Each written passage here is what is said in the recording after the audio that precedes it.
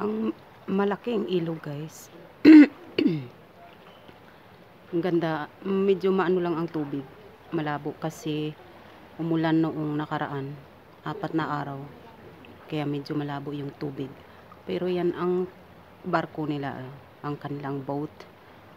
Na dyan sumasakay yung mga tao pa. Puntang kabila. At ganun din mula doon sa kabila. Papunta dito sa kabila. Kaya safe na safe ang mga tao. Karamihan kasi dumandaan dyan mga tourist eh. Ganda diba? Ang lapad-lapad.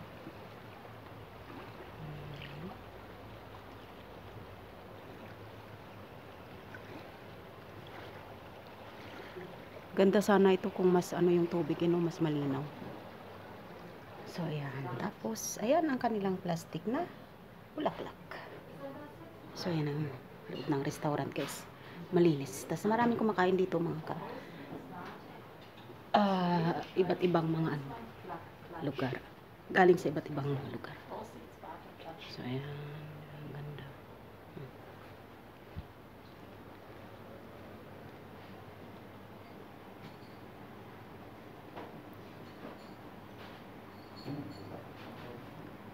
Yan, may nabasa ako. Parang tusino. Ayan. Kala mo tusino. Ayan. So, cute kasi tabi ng ilog mismo itong restaurant yan. Baba mismo ay ilog. So, ito yung restaurant nila. Kasi yan na yung ilog. Sobrang haba nito. 2 lugar ang dinadaanan. 2 bansa. Austria at saka Slovenia. So, yeah. Tulay. Tapos yan naman ang loob.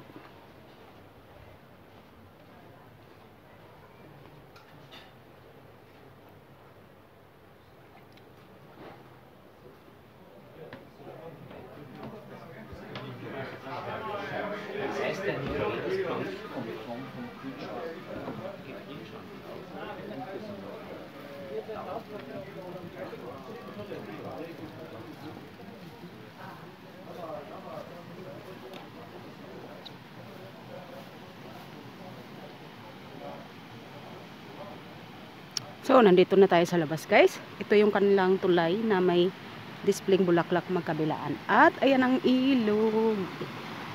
Oh, ayan ang ilog.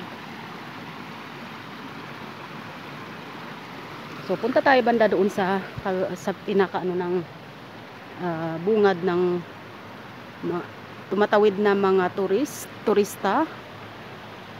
Ayan muna ang napakagandang bulaklak. At ayan ang dyan nakatira yata ang driver ng barko na or boat na yan na sinasakyan ng mga pasahero mula doon sa kabila. So ayan. Ang cute ng bahay na yan, di ba? Ang cute. Gusto ko yung mga bahay na yari sa sa kahoy. Gusto ko yung mga yan kasi masarap sa mata. Yun, ang ganda, no, di ba? Oh, may bike sa loob. Yan. So, ito namang mga bulaklak is medyo nag-brown na yung iba. Pero ang ganda niyan kung puro fresh yung bulaklak niya. Grabe. Pero ang tinanim niyan sa bahay, kaya lang yung magaling kong kasama sa bahay, basta na lang pinutol yung bulaklak na hindi tiningnan. Kaya sayang, binili ko pa naman noon 6 euro. O, ayan ang isda, ang display nilang isda. Ayan, o. Galing, diba? Ay, ang ganda ng sakyan yan, o. So, ayan, dito kami tatawid mamaya, guys. Ayan. Ayan. So, diba, ayan ang tulay. At ang barko na palipat-lipat mula kabila hanggang kabila.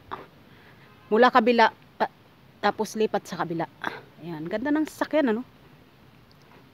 So, yan ang tulay guys. Ayan oh. So, yan ang tulay mula dito at papunta doon sa kabila. Kabilang side naman ito. Ganda ng sasakyan, grabe. Ayan, di ba? So, sigurado maraming isda dito sa loob. Ang cute ng tulay na yan. Ayan. Tapos parang mayroong malaking bahay doon sa taas. Ganda ng sasakyan na yan. Okay lang. Diba? Ang cute-cute ng ano na ito. Upuan. Ano. Ayan. Isda talaga siya.